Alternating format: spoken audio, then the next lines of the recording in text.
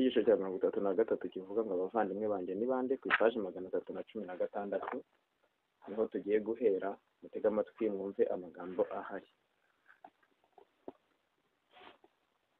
Aranditse ngo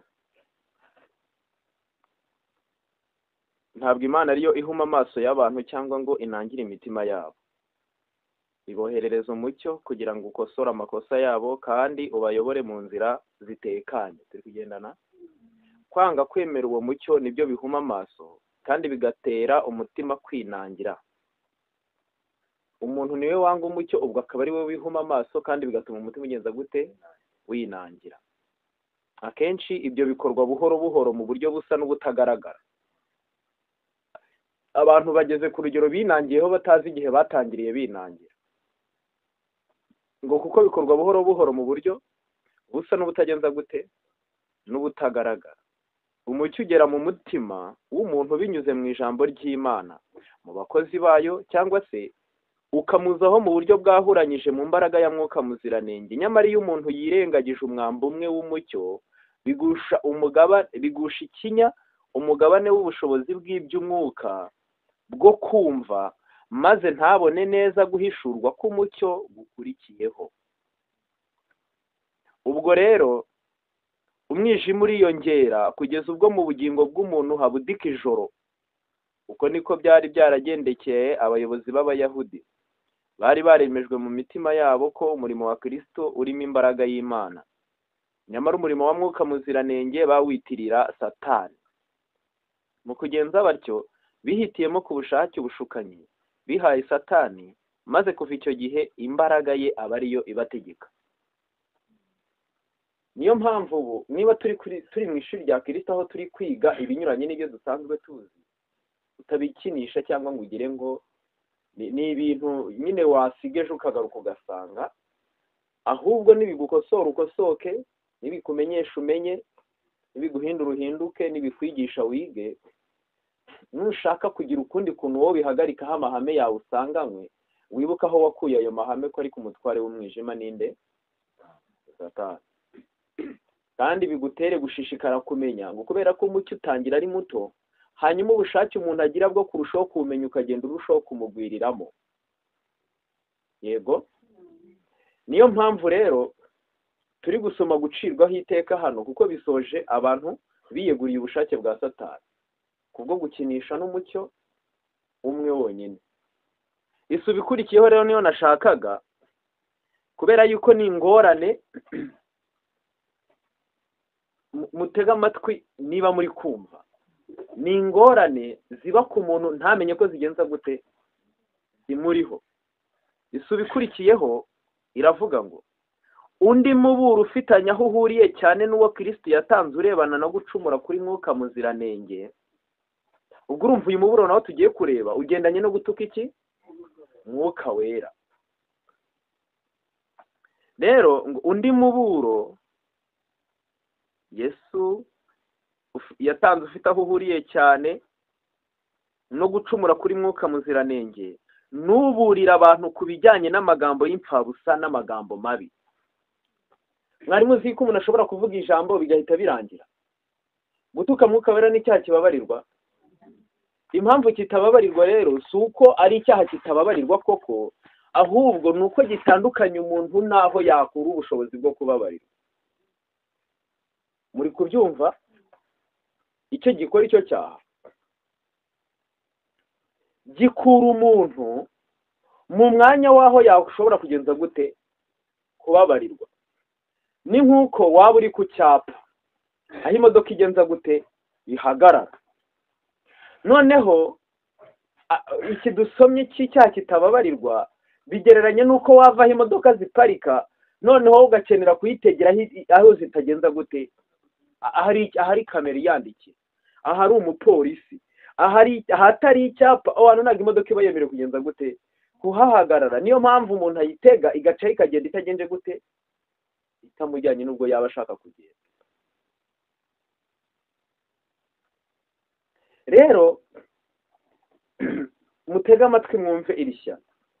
Ahari wenda waryumva hanyuma iyo nzira ugasubira inyuma, ugasubira aho bafatira imodoka. aranditse ngo undi muburo ku bigendanye, undi muburo ufitanye aho uhuriye n'uwo Kristo yatanze urebana no gucumura kuri Mwuka Muziranenge, nuburira abantu ku bijyanye n'amagambo y'imfabusa n'amagambo mabi. Amagambo niyo agaragaza ibiri mu mutima, binyuze ibyuzuye mu mutima nibyo akanwa kavuga, ariko amagambo anaruta kure kugaragaza imyitwarire y'umuntu, anafite imbaraga ashyira kuri nyiri ukuyavuga. Abantu bagengwa mu byo bakora n'amagambo yabo bwite. Ibyo uvuga, ibyo wavuze nibyo bigenga ibyo ukora kandi wivugiye. Abantu bagendwa n'ibyo n'amagambo yabo bwite. Akenshi barahubuka babitewe na Satani, bakavuga amagambo y'ishyari n'andi adashingiye ku kuri, bakavuga ibintu mu by'ukuri batemera, nyamara ibyo bavuga bigira icyo bikora ku ntekerezo zabo. Umuntu akajya avuga ibintu atemera mu mutima we, akibwira ko afite ukundi abyemera, nyamara ibintu umuntu aba avuga ngo biba bifite iki? Imbaraga bishyira kuri nyiri ukuyavuga.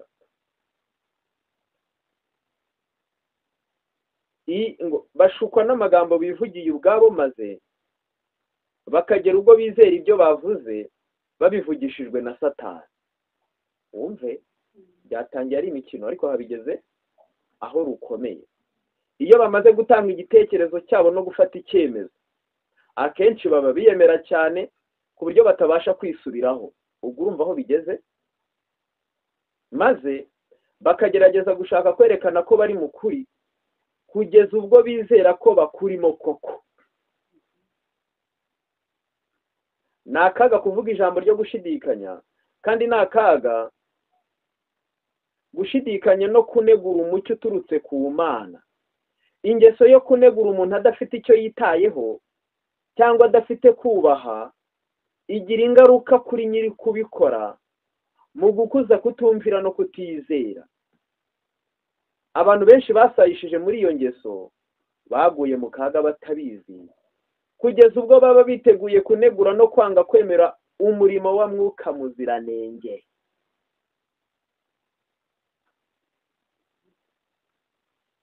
Ibi bintu bikorwa no mu buryo umuntu ubikora atagenje gute, we akazisanga yaribanye.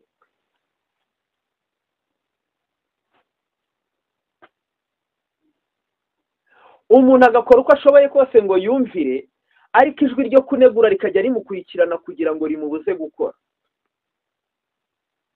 Reka tuvuge umwana yameshe wenda adasanzwe amesa, noneho wameshe, ukagira ngo ako kantu ni uburozi, ni umurama w'ubugome bw'umwanzi umutima w'umuntu. Kuri nyiri ukubivuga no kugenje gute, noneho nitumukira yagenda ate, yabeshe se, noneho aka gatima wagakuye. Utugambo si ubufasha, si igitekerezo, si inama, nta mana irimo, ni ubumara. Wa murama muzarebe izi nturusu, muzarebe ukuntu zingana zikuze, ariko muzarebe umurama bazikoramo. Ngo nawe yari yubashye, noneho ngo yari yakiranutse. Ngo usiragira ngo babone ko nawe uri umukristo, twabonye ko usenga, ni nawe utubwiriza, noneho ntawe uzagukira. Ntabwo umuntu aba azi ko ari kunegura umucyo w'Imana, ntabwo umuntu aba azi ko ari kwinangirira mu kutazumva ijwi rya Mwuka Wera, ntabwo umuntu aba azi ko ari kwishyiriraho iherezo. Ibyo bintu byatumye abantu bashaka Imana rwihishwa kugira ngo abandi batamenya ko bagenza gute. Byatumye amahame yayo atavugirwa ku mugaragaro, kuko abantu bazwiho amagambo acyaye nk'inkota. Mu ishuri rya Kristo mujye muvuga ukuri nk'uko kuri mu mitima yanyu, niba nta kintu kirimo mwicecekere. Bisoje Mwuka Wera tutwe, umuntu arasambanye, aribye, ashenye insengero, hari akarengane akoreye abakristo, umva icyo akoze ni ukubicira imitima, kandi niko karengane kabi cyane. Yesu yaravuze ati, ijambo ry'imfabusa ryose abantu bavuga bazaribazwa ku munsi w'amateka. Amagambo yawe niyo azagutsindishiriza kandi n'amagambo yawe niyo azagutsindisha.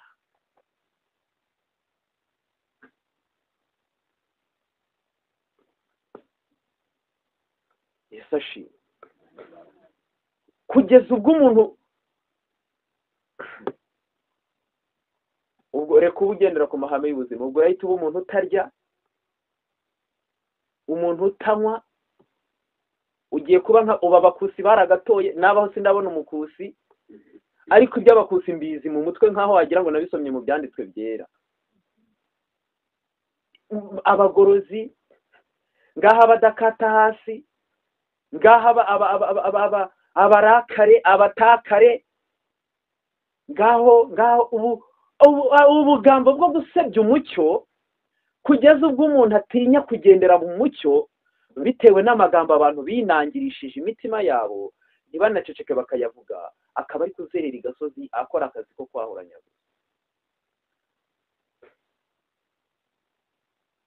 Kugeza ubwo abantu bitwaza ayo magambo bagatuka Imana, imitima ikaba yaragenze gute? Yarinangiye.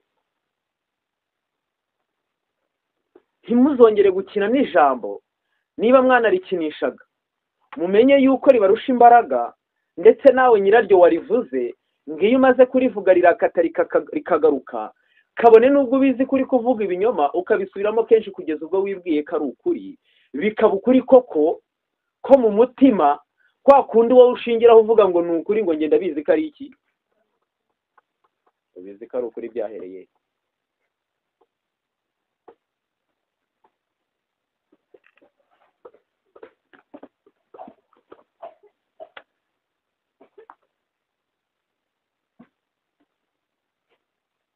Yansoma amagambo ari hano mu nama zigirwa itorero ku ipaje ya 96.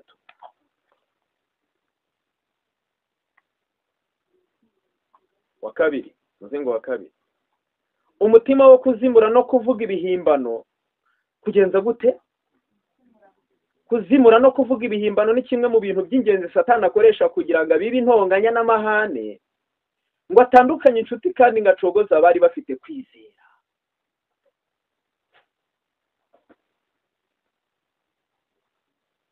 Niyo mpamvu Yesu yavuze ngo mukwesa inkweto arizo butumwa bwiza, mwambaye kwizera nk'ingabo ikingira iki? Igituza, kuko iyo izakoreshwa ngo ikingire imyambi ya wa mubi. None mwumvire ijambo, umutima wo kuzimura no kuvuga ibihimbano ni kimwe mu bintu by'ingenzi Satani akoresha kugira ngo abibe intonganya n'amahane, ngo atandukanye inshuti kandi ngacogoza abari bafite kwizera. Imyambi myinshi kwizera kurayikingira, ariko iyo bigeze ku magambo abenshi bafasha hasi. Noneho imitima ikaba irarangaye, ibuze ikiyikingira, ingobe zikajya zicamo. Bene data bahora biteguye cyane kuvuga amafuti n'ibicumuro, batekereza ku bandi cyane cyane ibyo abavuga ubutumwa, badafite umususu wo kubaburira no kubahana, bababwira imiburo yaturutse ku Mana. Ni ukubivuga nta n'umususu bagenje gute bafite, nta n'ubwoba, nta n'igishyika, nta no kwikanga, reka. Kugeza ubwo ku gasozi huzuye ibyaha by'abasenga kuruta abapagani rero. Ubu umudivu unywa inzoga wagira ngo niwe washinze Burarirwa, avugwa nk'aho wagira ngo niwe nyiri uruganda rwa Burarirwa, kandi ukuriye uruganda rwa Burarirwa nta n'ubwo bamuzi. Wagira ngo abatanze uruhushya ngo n'abandi bazinywa, kugeza ubwo hari nabo babeshyira ko bazinywa ntazo bagenda gute, bikakirwa ko ubwo bantu bazinywa. Abantu bose barasambana, abantu bose bariba, ariko siko bimeze. Oya, ntabwo abantu bose bameze gutya. Abana babo banyamagambo babangira amatwi yabo, maze bakakira ubwo bumara bw'urwangano. Abana nabo si ukumviriza, ariko baba bafite ibyo bumva nanone. Nta muryango uhari, nta babyeyi, nta bana, aho basanga umwana yashukuye, amatwi ye yashukuye, ashaka kumva uko byagenze, ashaka kumva ukuntu byarangiye, ashaka kumva ukuntu babikoze. Abo badayimoni baka mu mutima.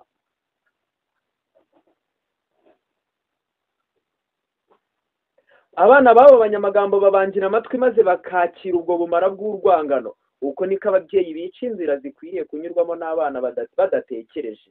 Ibyo bisuzuguza Imana. Yesu yaravuze ati, ubwo mwabikoreye umwe muri bene data baboroheje bari hanyuma y'abandi, ninde mwabikoreye? Urabizi ko ari Yesu wawandagaza. Nicyo gituma Kristo asuzugurwa kandi akagirirwa nabi n'abavuga ibinyoma, abagaragu be. Izina ry'abagaragu b'Imana batoranyijwe ryarahinyuwe, kandi mu buryo bumwe risuzugurwa cyane n'abantu bamwe bafite inshingano yo kubakomeza.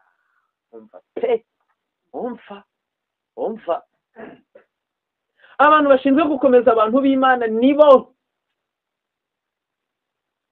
bikoresho bya Satani ku ruhembe rw'imbere kuri iyi ngingo. Abana ntibabuze kumva amagambo avuganwa agasuzuguro n'ababyeyi babo, ibyo gucyaha n'imiburo bivugwa n'abagaragu b'Imana. Bumvise amashyengo yo gukoba n'amagambo yo guhinyura byahoraga bigera mu matwi yabo. Ibyo babikoraga bashaka gushyira ibyera n'ibizahoraho mu bwenge bwabo, ariko babikoze mu buryo bw'iby'isi. Gukoresha kwigisha abana cyangwa kwigisha abantu ukoresheje inzira z'iby'isi. Mbega umurimo ukorwa n'abo babyeyi wo gutuma abana babo bagomera Imana bakiri bato. Uko niko abo bana bigishwa gusuzugura no kugomera imiburo iturutse mu ijuru.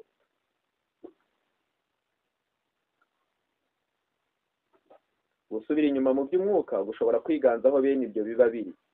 Ababyeyi b'abana bahumishijwe n'umwanzi batangazwa n'igituma abana babo bayobye bakareka kwizera kandi bagashidikanya ukuri kwa Bibiliya. Batangazwa n'uko basanga biruhije kubumvisha ibyiza by'idini. Yaba baragize amaso y'umwuka bakayarebesha, baba barasobanukiwe n'uko ibyo byatewe n'imibereho yabo y'imuhira, ko ari ingaruka y'ishyari ryabo no kutizera. Uko niko abatizera benshi bigishirizwa mu ngo z'abitwa abakirisitu.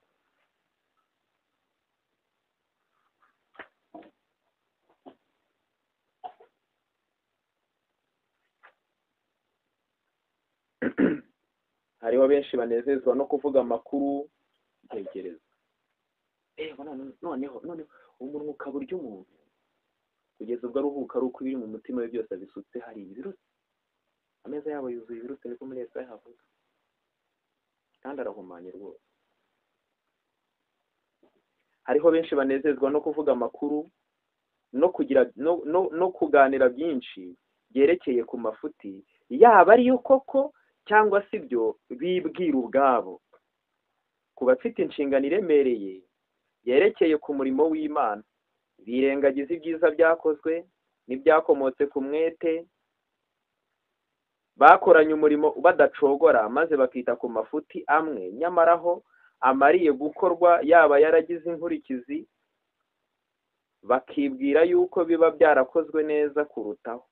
Nyamara mu kuri iyaba ari bo bakoraga uwo murimo, baba baratinye kujya mbere bitewe no gucogozwa n'umurimo, cyangwa se bakaba baragize amafuti kuruta uko abo bakozi bayobowe n'Imana bagize. Ariko ibyo bigande by'abanyamagambo bizihambira ku mirimo mibi iteye isoni, nk'uko isharankima zomotse ku rutare. Abo bantu bagizwe ingwingiri mu by'umwuka no guhora batekereza kandi baganira cyane amafuti n'ibicumuro by'abandi. Ntibashobora gutekereza neza imirimo myiza n'iy'icyubahiro, imihati itaranganwa, kwikunda n'ubutwari nyakuri no kwitanga. Reka da, ntibahinduka abanyangeso nziza kandi ngo babe beza biruseho mu mibereho no mu byiringiro. Ntibaba abanyabuntu n'abanyabwenge mu nama no mu migambi. Reka ntibagira rwa rukundo rukwiriye kugaragaza imibereho ya gikristo. Bahora bahenebera uko bukeye n'uko bwije, kandi bakarushaho gusubira hasi mu byo kureba ibikwiriye n'inama. Icyabo ni intege nke, kandi imibereho yabo ni uburozi bwica amahoro n'umunezero. Ubu se wavuga iki? Wareka iki? Ko biteye agahinda ari ukurira umunsi ukira.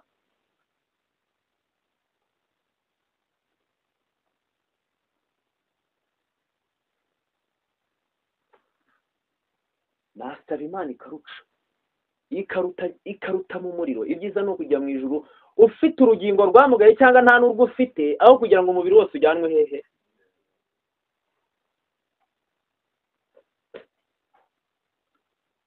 Ibyabo bahora bahenebera uko bukeye n'uko bwije, kandi bakarushaho gusubira hasi mu byo kureba ibikwiriye n'inama. Icyabo ni intege nke, kandi imibereho yabo ni uburozi bwica amahoro n'umunezero. Ikigo gikorerwamo imirimo ye cyose kizagomba kurwana n'ibiruhanya. Ibigeragezo bihabwa akito kugira ngo bigerageze ubwoko bw'Imana. Igihe ibyago byoroshye kuri umwe mu bakozi b'umwami, bigaragaza kwizera nyakuri dufite mu Mana no mu murimo wayo. Mu gihe bimeze bityo, ntihakagire ubibona nabi ngo ahereke ashidikanye kandi areke kwizera igihe yabonye umuntu w'Imana ari kugeragezwa. Ntimukanegure abikoreye imitwaro y'inshingano. Ibiganiro byanyu imuhira ntibigahumanwe no kunegura abakozi b'umwami. Ababyeyi bagira uwo mutima wo kunegura abandi ntibashyira imbere y'abana babo ikizabazanira ubwenge bubahesha agakiza. Ni ya mpumuro y'urupfu izana iki? Urupfu. Ibiganiro byabo si byo gucogoza kwizera n'ibyiringiro by'abana babo gusa, ahubwo bicogoza n'abakuze.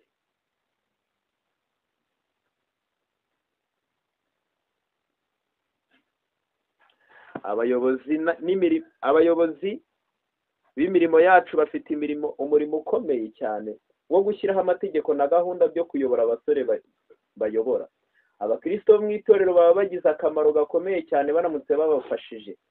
Igihe abasore batemera kumvira ibyo bategetswe n'ababakoresha cyangwa ikindi cyose bategetswe n'ababayobora, bakagambirira gukora ibyo bishakiye, ababyeyi babo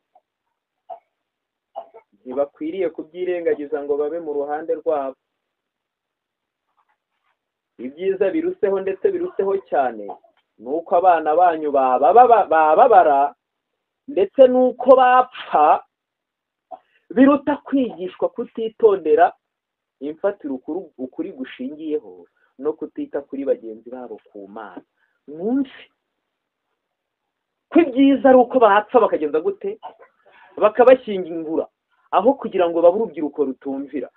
Tekereza rero, ubaye warifurije umwana wawe gupfa bishingiye ku bintu wavuze, ku bintu wamubwiye, maze akaba atumvira Imana kuri iyi saha, ukaba wumva nawe ufite amahoro. Ibyiza biruseho ndetse biruseho ni uko bababara, nuko abana banyu bababara ndetse nuko bapfa,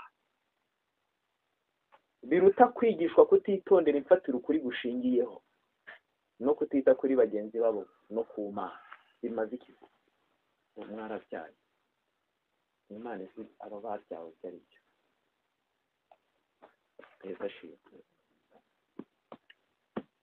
Iyi ngeso mbi uretse ko twahumanye gusa, ubu no guhumanurwa ntiwamenya ngo ndahumanurwa mpere hehe ngezwe hehe, keretse kugwa muri Kristo Yesu ugaheba, ukamubwira uti ndakwinginze utabara ubugingo bwanjye gusa, naho ubundi narahatwitse, harahiye, harakongotse, ubu nta n'icyo gutwika kigihari. Niyo mpamvu mubona umuriro wazimye. Abantu bameze nk'aho wagira ngo barahindutse, bafite ikimenyetso cy'Imana, ntibakivuga harahiye, byararangiye.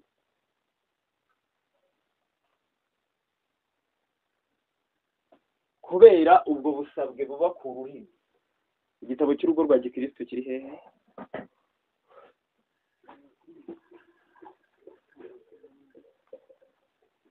Urugo rwa Gikristo. Urugo rwa Gikristo.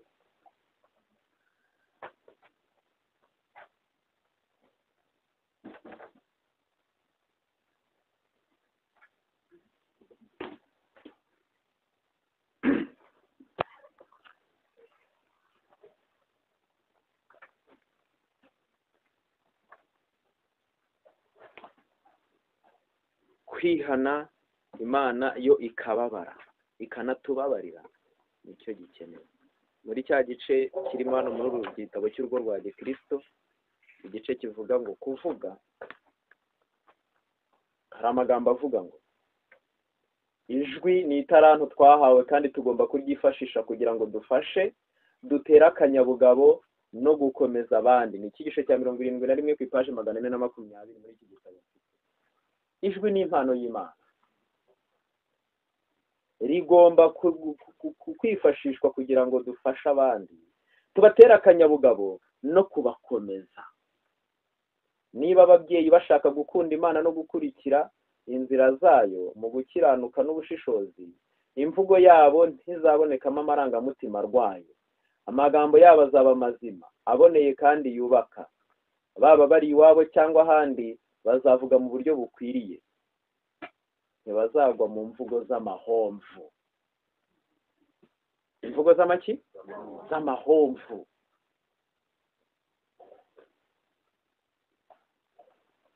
Buri jambo ryose rifite imbaraga. Buri jambo ryose rivuzwe n'ababyeyi rigira ingaruka nziza cyangwa mbi ku bana. Buri jambo ryose. Nibavugana uburakari, nibagaragaza umwuka nk'uw'ab'isi, Imana izabafata nkabo kandi ntizabafata nk'abahungu n'abakobwa bayo. Ijambo ryiza rivuzwe mu gihe gikwiriye rishobora kumera nk'imbuto nziza yabibwe mu ntekerezo z'abana kandi rishobora kuyobora ibirenge byabo biteguza ibirenge byabo biteguza, niko bavuga, biteguza mu nzira itunganye. Mu gihe ijambo ribi rishobora kubayobora mu nzira yo kurimbuka. Abamarayika bumva ibivugwa mu rugo byose. Kubw'ibyo ntimugatongane, mureke icyitegererezo cy'amagambo yanyu kizamuke mu ijuru kimeze nk'umubavu uhumura neza. Ababyeyi bagomba guhorana amagambo atera umunezero uboneye, ameze nk'impumuro nziza, bagaragaza impuhwe n'urukundo, kandi bagomba gushikama batajegajega ku mahame. Nimugaragaze kutajegajega imbere y'abana, bashobora kwibwira ko mutabakunda. Mushobora kwitega ko ibyo bizababaho, ariko ntimukabagaragarize ubukaka. Ubutabera n'imbabazi bigomba kugendana bibangikanye. Ntibikwiriye ko habaho kudafata imyanzuro cyangwa se kuyifata uhubutse. Ibyuzuye mu mutima nibyo akanwa kavuga. Icy'ingenzi gisabwa mu mvugo ni uko ibiboneye, irimo ubugwaneza n'ukuri, kuko ari byo bigaragaza ubuntu buri mu mutima. Ishuri ryiza ryo kwigiramo urwo rurimi ni imuhira. Niyo mpamvu muhira bahitijwe mu ijuru rito, mu ishuri rya Kristo. Amagambo y'urukundo ameze nk'ikime, ni nk'ibitonyanga by'ubugiraneza ku mutima. Byanditswe byera bivuga kuri Kristo ko mu kanwa ke havagamo amagambo y'ubuntu, kugira ngo akomereshe urushya amagambo. Kandi Umukiza aratubwira ati, ijambo ryanyu rifatanye iteka n'ubuntu bw'Imana, risize umunyu, kugira ngo mumenye uko mukwiriye gusubiza umuntu wese.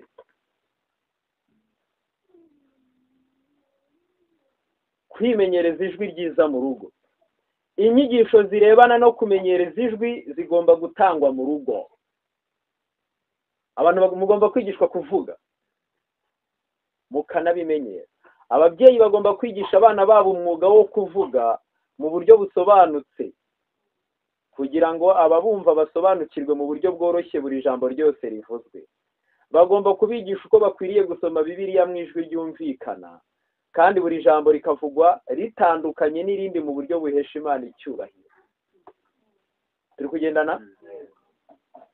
Reka umuntu wese upfukamye kugira ngo asenge Imana mu muryango yirinde gupfukisha ibiganza ijwi rye, cyangwa ngo yuname munsi y'intebe mu gihe avugana n'Imana. Nibubura umutwe wabo kandi begera intebe y'ubuntu bafite kubaha kwera kuvanzemo no gushira amanga. Reka injyana y'ijwi rya bibiboneye.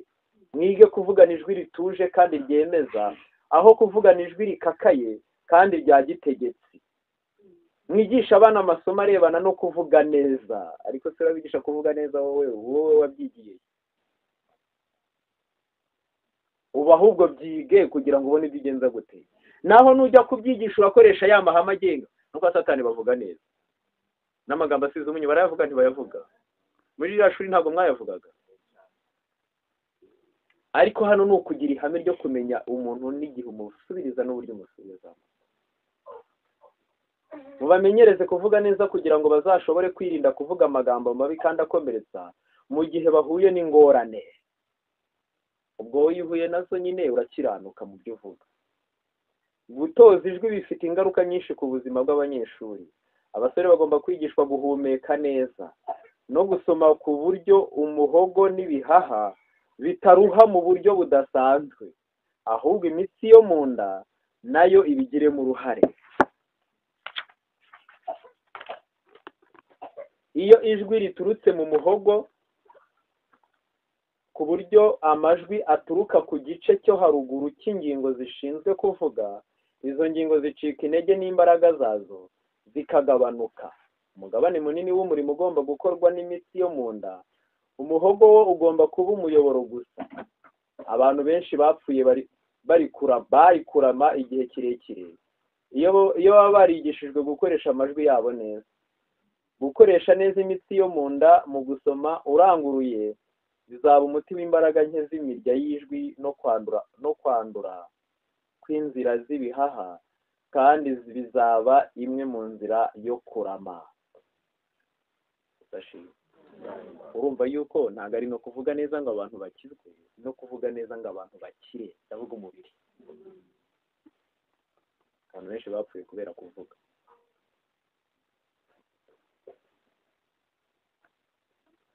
Ingaruka y'amagambo mabi arimo intonganya. Mu rugo rwumvikanamo amagambo mabi ahubukiwe arimo intonganya, umwana ararira cyane. Kwiyumvisha kwe kwiza kwanduzwa n'ikirere cy'uburakari n'intonganya. Kubw'ibyo rero ababyeyi muhorane mu maso harabagirana, mujye mumwenyura kenshi uko bishoboka. Intekerezo n'umutima w'umwana wanyu bizarabagirana ibyishimo byo mu maso hanyu, nk'uko igihangano kirimbishijwe cy'umubaji kigaragaza ishusho y'uwagikoze. Muharanire ko Kristo aba muri mwe kugira ngo ishusho y'Imana yiharature mu ntekerezo zoroshye z'abana banyu. Reka ibyo kuvuga ibibazo by'amagambo mabi mbihagarikira aha, ahubwo mwumvisha akamaro ko kuvuga. Mwumvise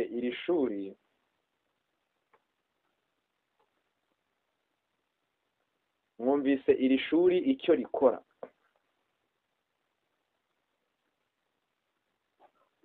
Yego, mwumvise icyo rikora, mwumvise umumaro waryo, kandi buri wese yumvise ubupfu bwe, yumvise ibyo yigiye hirya n'ibyo yakoze.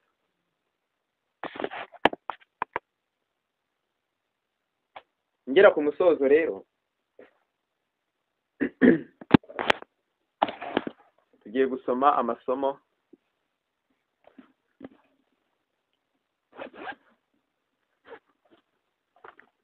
mugiye kujya mumbwira, njye nzajya mbasomera.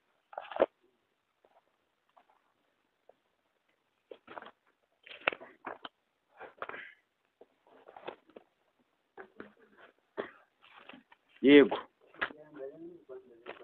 urwa mbere rwa Petero igice cya 3 ku murongo waho wa 10 haranditse ngo, kuko urwa mbere rwa Petero igice cya 3 umurongo wa 10, kuko byanditswe ngo ushaka gukunda ubugingo no kubona iminsi myiza abuze ururimi rwe rutavuga ikibi n'iminwa ye itavuga iby'uburiganya.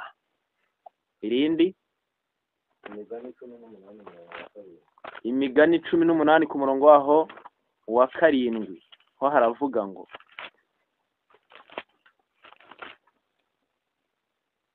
akanwa k'umupfapfa niko kazamurimbura, kandi ikigusha umutima we mu mutego ni ururimi rwe.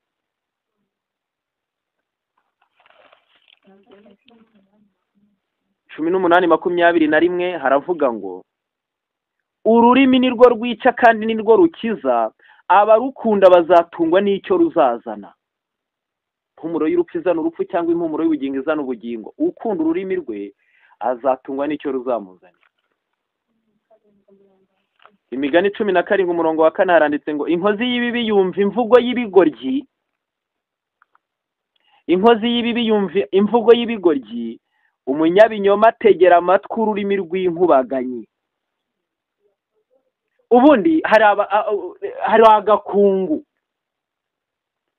agakungu ibyo rero ngo inkozi y'ibibi yumva imvugo y'ibigoryi agakunga abantu umuntu avugana nabo natura ku gasi. nako ibyiza ni uko umuntu yanapfa niko batubwiye, ibyiza byiza biruseho aho kugira ngo yihumanye n'ikirere.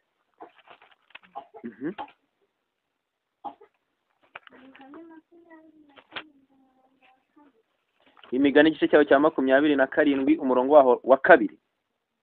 Umurongo wa 2 uravuga ngo aho kwishima ubwawe washimwa n'undi ndetse n'umushyitsi ariko atari ururimi rwawe wishimisha.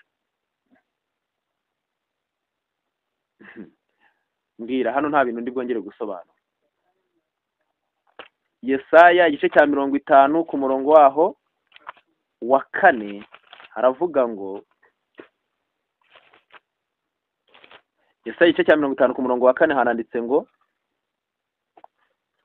umwami Imana impaye ururimi rw'abigishijwe kugira ngo menye gukomeresha urushya amagambo, inkangura uko bukeye, ikangurira ugutwi kwanjye kumva nk'abantu bigishijwe. Imana ihabwa icyubahiro. Ni ukuri nibura reka twige tuvuge nk'abantu bigishijwe n'iki? N'Imana. Yakobo igice cyaho cya mbere ku murongo waho wa 5 ho haravuga ngo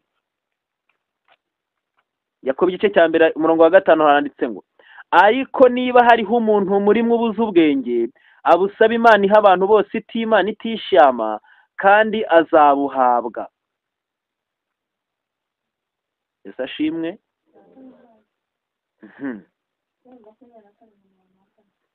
Yobu niba ari umuntu ubuze ubwenge busaba Imana. Yobu 20. Yakobo nanone igice cya mbere ku murongo wa 26 nawe reka tuhavire rimwe tuhasome.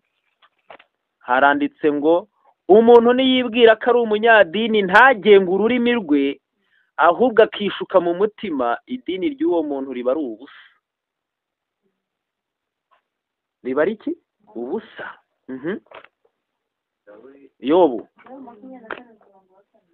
Yobu igice cyaho cya 27 ku murongo waho wa 4 haranditse ngo nukuri iminwa yanjye ntizavuga ibyo gukiranirwa, n'ururimi rwanjye narwo ntiruzariganya. Ntabwo icyo abize umva ukuntu bahita bafata icyemezo. Hanyuma handi Yeremiya igice cyaho cya 9 umurongo wa 7 uravuga ngo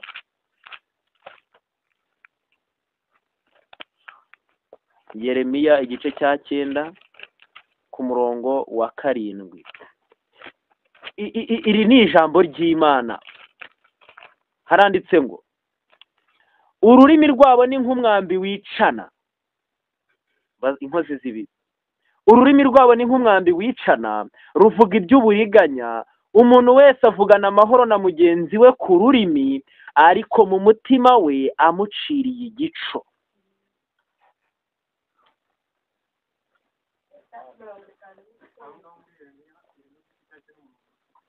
Yeremiya 9 nanone murongo wa 4 nawe uravuga ngo umuntu wese azashuka umuturanyi we kandi ntibazavuga ukuri, bamenyereje ururimi rwabo kuvuga ibinyoma, bahora birushya bakora ibibi.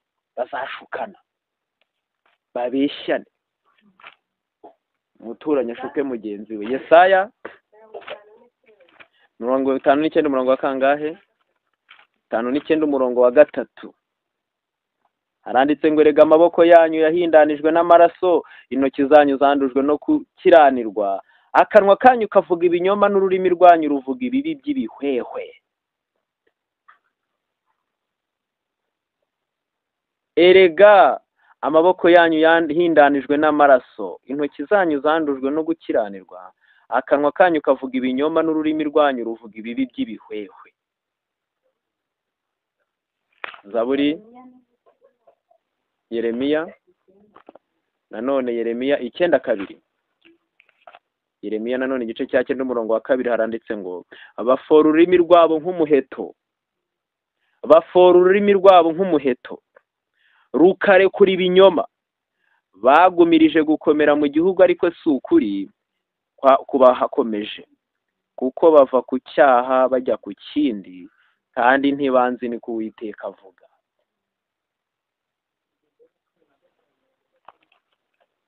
Imigani 15 umurongo waho wa 6.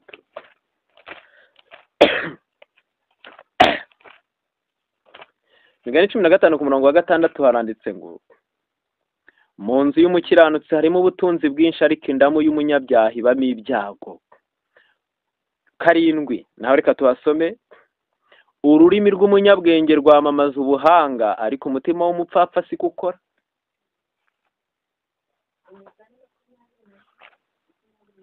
21:23 haranditse ngo utabumbuye akanwa ke agafata ururimi rwe niwe urinda ubugingo bw'amakuba. Hari irindi tudasomye? Zaburi 3:5 haranditse ngo kandi ururimi rwanjye ruzavuga gukiranuka kwawe, ruzavuga ishimwe ryawe umunsi wire. Zaburi 64 umurongo waho wa 9 haranditse ngo uko niko bazasitazwa, ururimi rwabo ubwarwo ruzabarwanya, ababareba bose bazazunguza imitwe, ururimi rwabo ubwabo ruzabarwanya. Narindi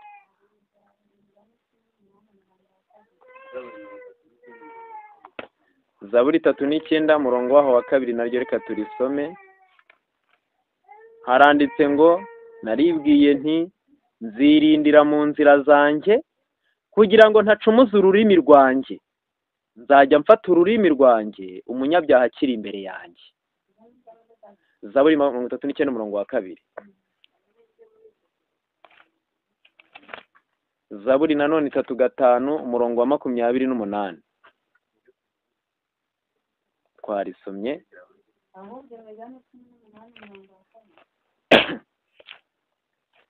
Imigani 18 ku murongo wa 2 avuga ngo umupfapfa ntazanezezwa no kujijuka, ahubwo azanezezwa no kugaragaza ibiri mu mutima we.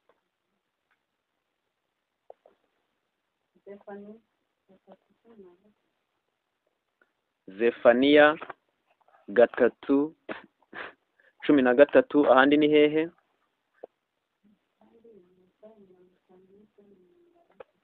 Yesaya 5:9 umurongo wa 3 hari ahandi? Ni henshi mu byanditswe byera, reka turekera aho ngaho. Ariko icyo twendaga kureba ni umurongo w'Imana ku ngingo yo kuvuga cyangwa y'amagambo n'uburezi bwa Satani n'imyumvire n'ibitekerezo dufite hariya ku buyobozi bwa Satani n'amasomo yatwigishije y'uko tuvuga. Yego rero kuri iyi ngingo ndinginga buri wese kugira ngo we arushaho kwegera Imana cyane, kugira ngo ahindurirwe nayo, kandi ubwo iri kuturera akomeza agendane nayo, kugira ngo iturere rwose itugeze aho tuzavuga nk'uko Imana yavuga iri mwiza. Kuko birahagije ko umwigishwa ahinduka nk'iki? Nk'umwigisha. Ngiye gusoma isomo nsorezaho riri muri Yesaya igice cya 53.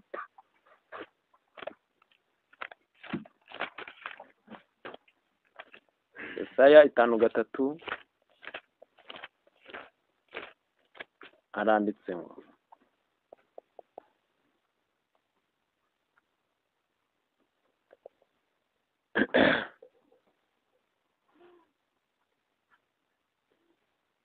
murongo wa 3 yarasuzugurwaga, akangwa n'abantu, yari umunyamibabaro wamenyereye intimba, yasuzugurwaga nk'umuntu abandi bima amaso natwe ntitumwubahe. Ni ukuri intimba zacu nizo yishyizeho, imibabaro yacu niyo yikoreye, ariko twebweho twamutekereje nk'uwakubiswe n'Imana agacumitwa nayo, agahetamishwa n'imibabaro.